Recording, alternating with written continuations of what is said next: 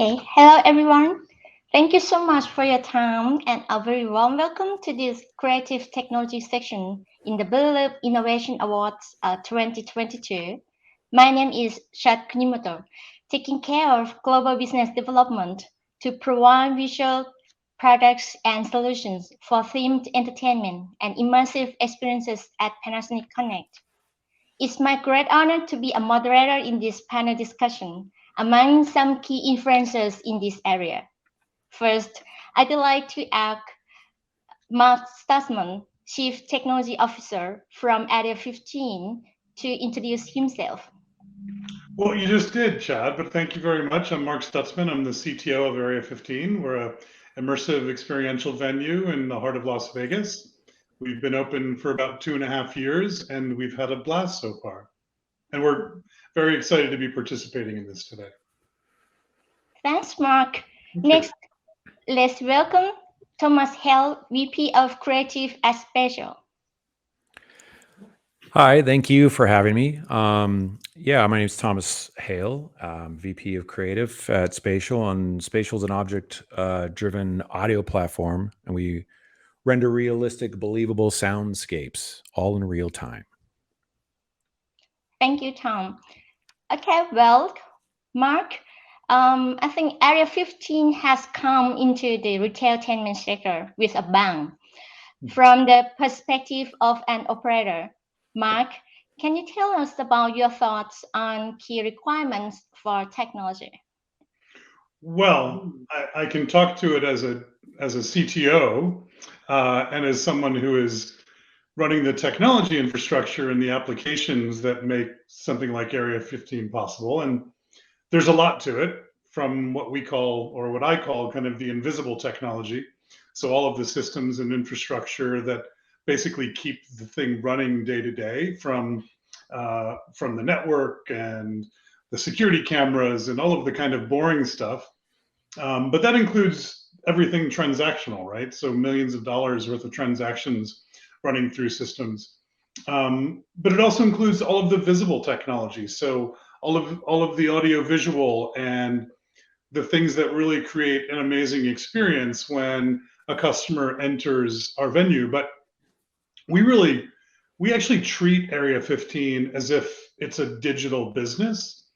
So we were lucky in that we got to kind of invent what this business model looks like, including what the technology stack looks like. So I had this kind of blue sky world where I could start inventing the tools and systems and platforms. And so we really thought a lot about things like the customer journey and how do we track guests before they ever engage with Area 15, and how do we integrate best of breed applications that all act together as one to create the best experience for the guest, but also they all communicate, they all provide one single interface to the guest. And so it's been a pretty exciting journey for us, and it's super exciting for me because a lot of what we get to do every day has never been done. And so we're really designing the blueprint for what an immersive venue like Area 15 that brings together all of these kind of amazing experiences under one roof can be. That's how I've been approaching it, and I find it exciting every day. Okay, thanks, Mark.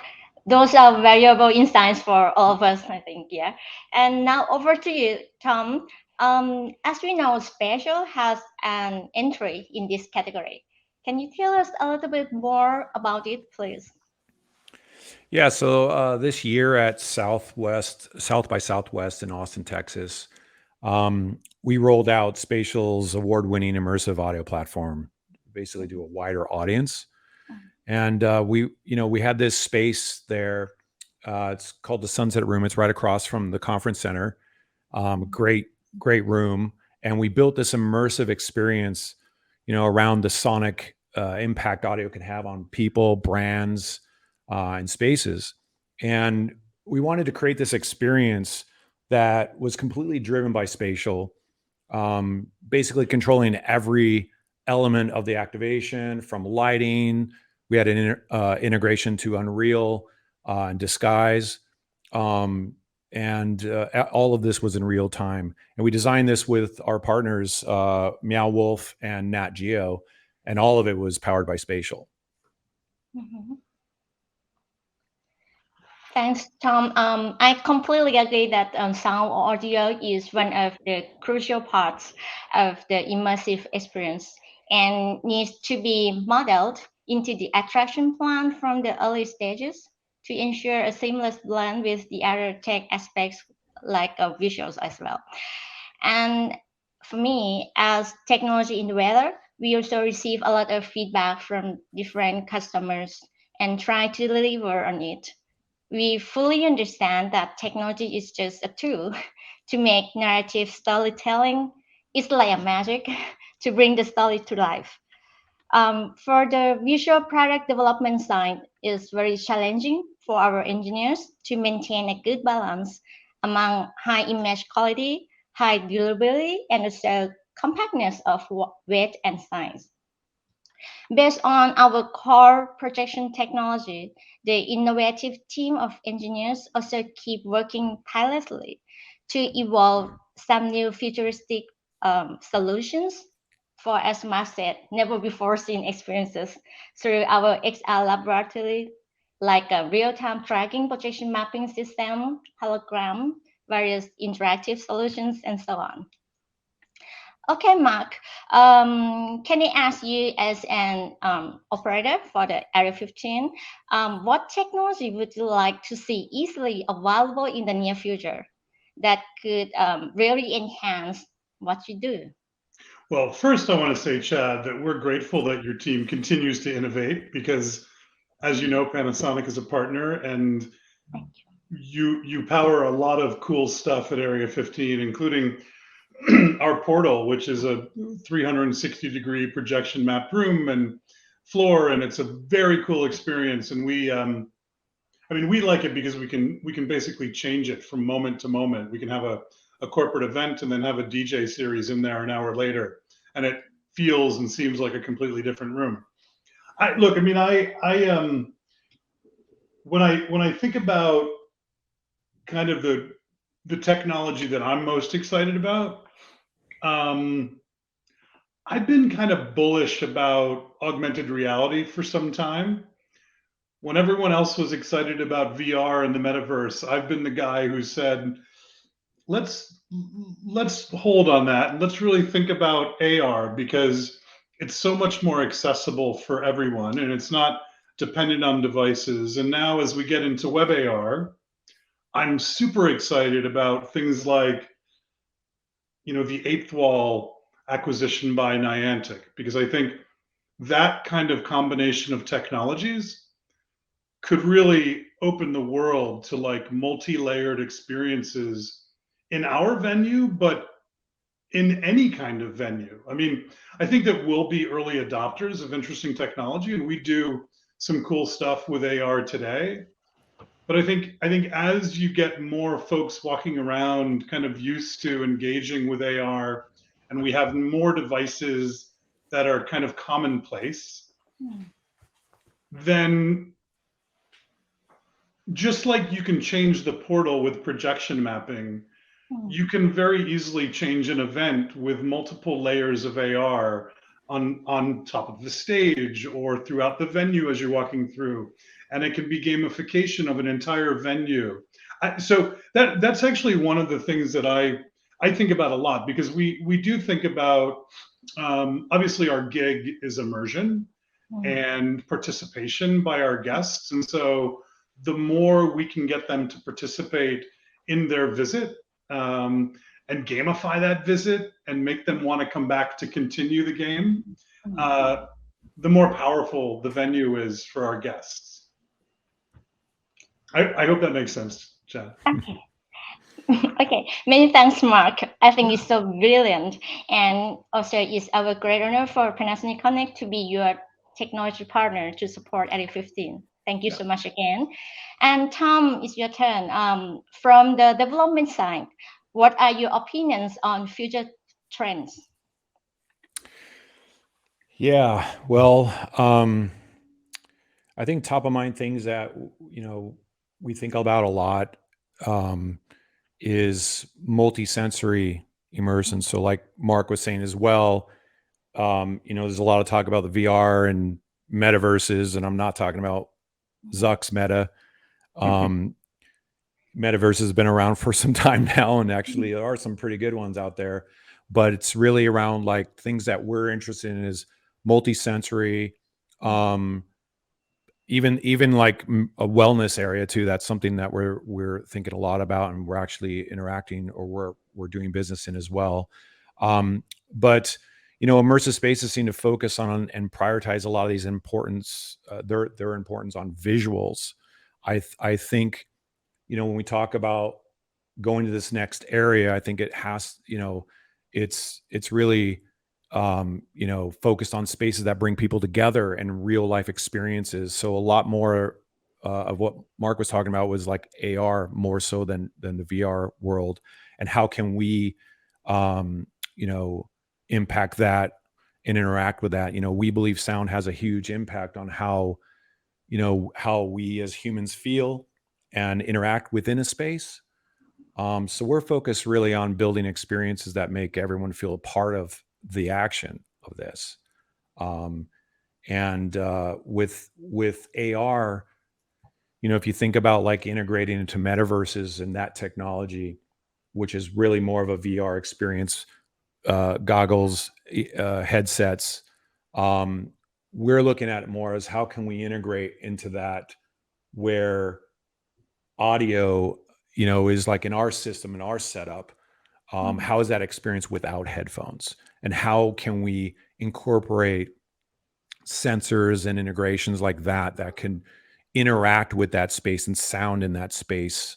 So we are definitely looking toward more of the AR integrations, focus more on that than VR for sure. Okay, thank you, Tom. I fully agree with both of you, because I also think that people also crave something like new experiences and also share experiences with people around them. And so for me, I'd like to add some of my thoughts here. I have 3 points. I think absolutely multisensory, as Tom mentioned, is very important. And also I think like tech field design, tech savvy, something like that, will be able to create completely new experiences. For example, combining holograms and real-time tracking technology to create illusions. And absolutely, sound is very important, as well as, enhancing guest engagement. Like Mark also mentioned about interactive, how to make them feel like they can enjoy personalized experiences, for example, through AI, for example.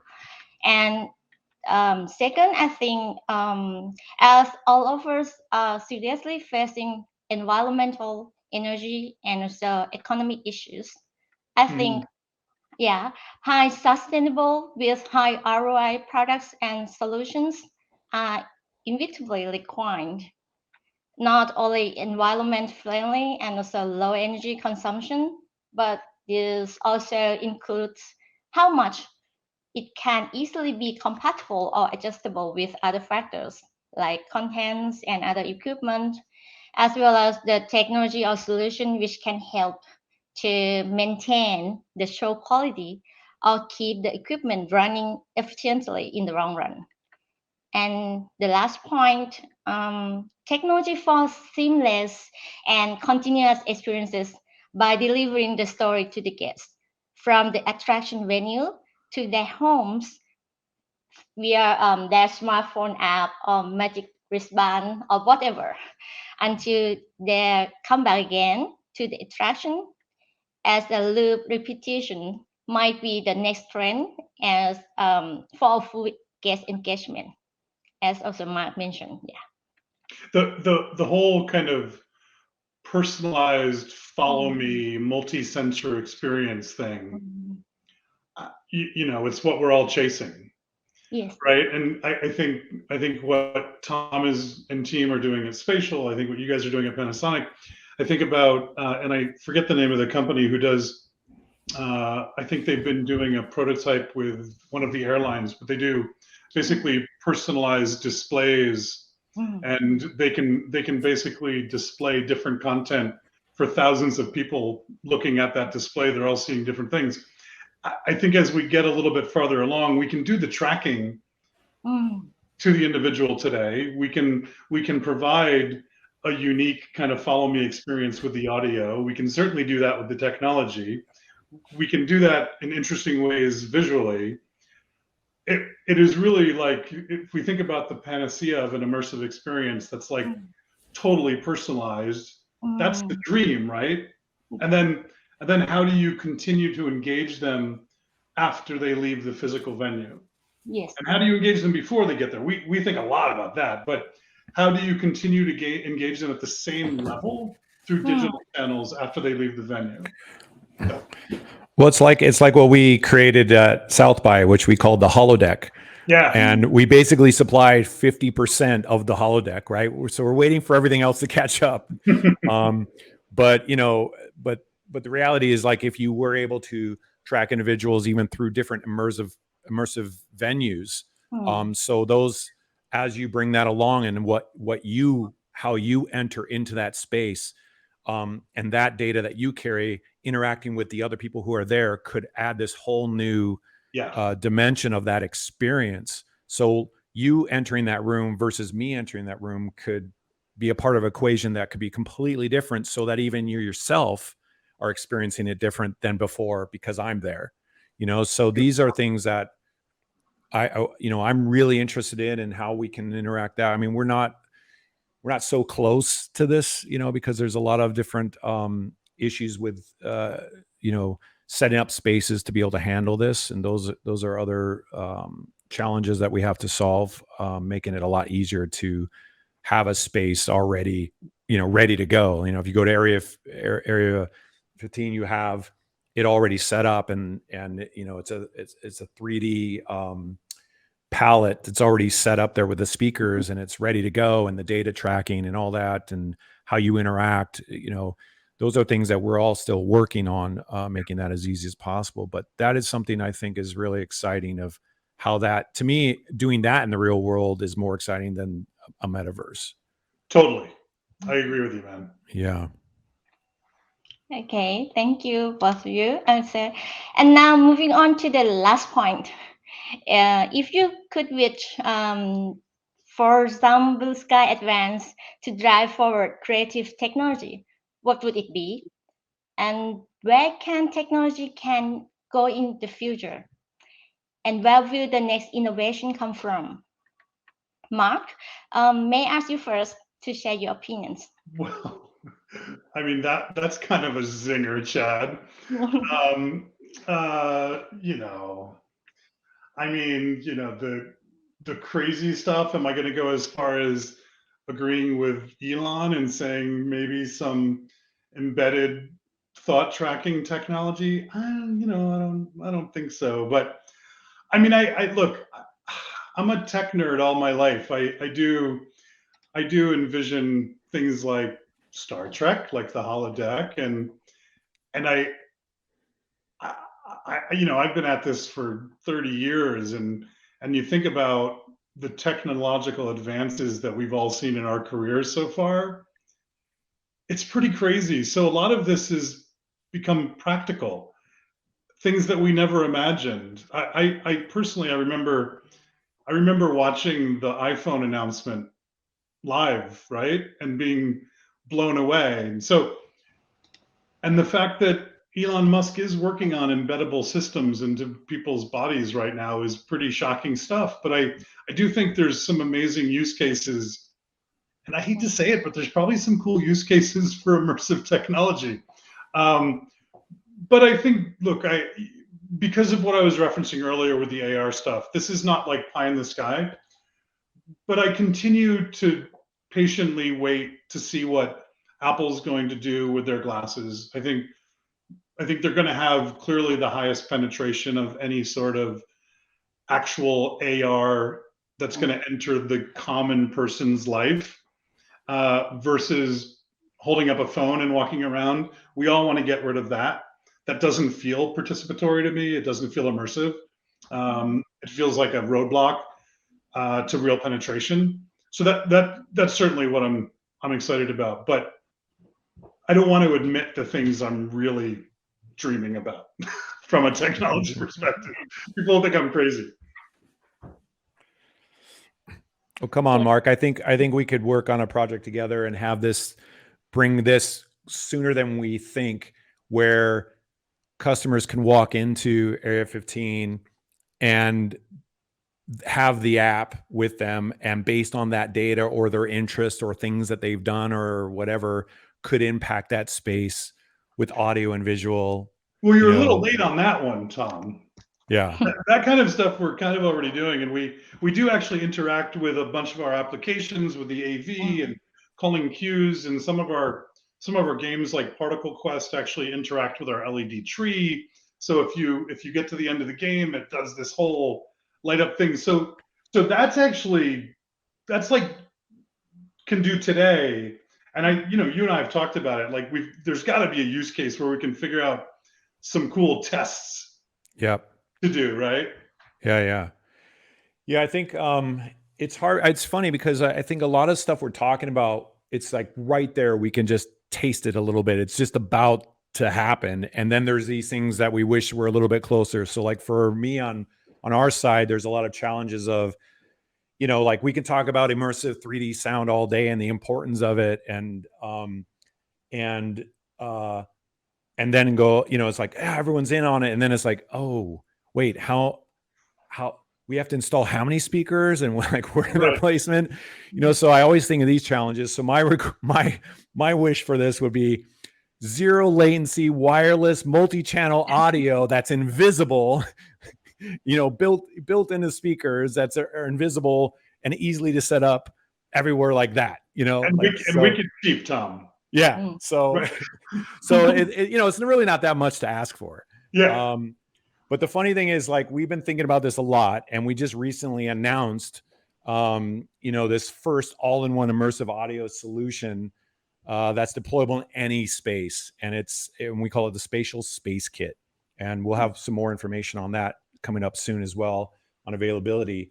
But it's really cool. You can be, we want to make it as easy as possible for people. Just put up this system, which are these towers. You just put in the corners of your space everything you need, and out of box, and go and choose what environment soundscape you would like to have, and then boom, you're up and going. So this is something that we're releasing very soon, coming into the new year. So we're pretty excited about that.